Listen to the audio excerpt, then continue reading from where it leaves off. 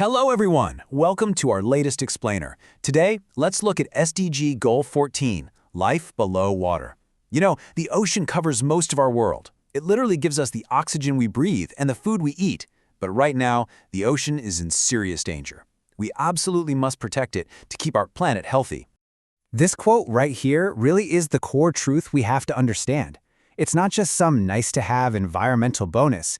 The actual survival of the human race depends completely on the health of our oceans.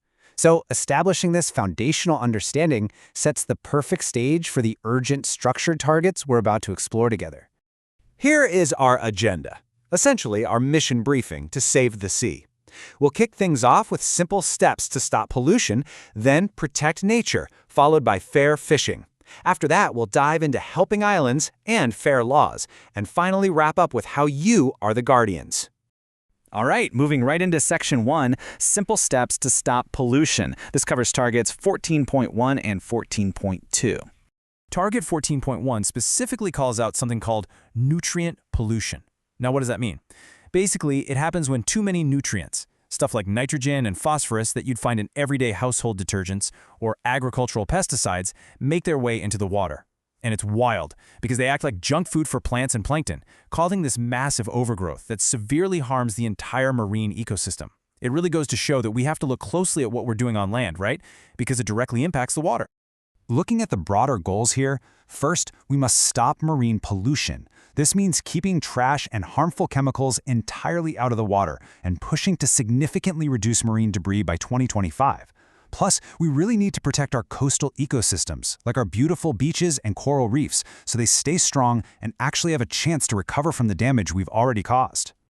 Okay, next up on our agenda is Section 2, Protect Nature, which focuses on targets 14.3 and 14.5. Now, ocean acidification is a big problem. It basically happens when the water chemistry changes because of CO2.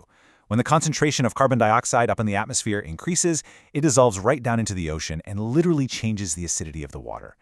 It's this massive, invisible threat that we absolutely have to tackle on a global scale. So, to help combat all of this, the target number here is 10. We want to save at least 10% of all coastal and marine sea areas by law. By officially establishing these protected zones under Target 14.5, we're finally giving the ocean a real chance to breathe, recover, and sustain its incredible biodiversity without constant human interference. Moving right along to Section 3, Fair Fishing, looking at targets 14.4 and 14.6. We also urgently need to end IUU fishing, which in plain English simply means fishing against the rules. Breaking it down, illegal means fishing without permission from the host country or management organization. Unreported is when folks give false catch reports just to dodge their legal quotas, and unregulated refers to ships out there without a clear nationality that just completely ignore conservation rules. We absolutely have to put an end to this. Tying this whole section together, we must stop overfishing. This simply means taking too many fish from the sea before they even have the time to reproduce. And to pull this off, governments should stop giving money to fishing practices that hurt the ocean. I mean, it makes total sense, right? We simply can't keep using subsidies to fund the destruction of our very own oceans. Which brings us to Section 4, Helping Islands and Fair Laws, covering targets 14.7 and 14.c. Target 14.7 makes a really clear point. We must help small island developing states, often called SIDS, and poorer countries. They completely rely on the ocean for their economy. The main goal here is to support things like sustainable fisheries and ecotourism. This way, these local communities can actually thrive economically without depleting the environment they depend on. And you know, to ensure all of this actually works in practice, we should also follow international laws, like UN Clause, to use the sea fairly for absolutely everyone.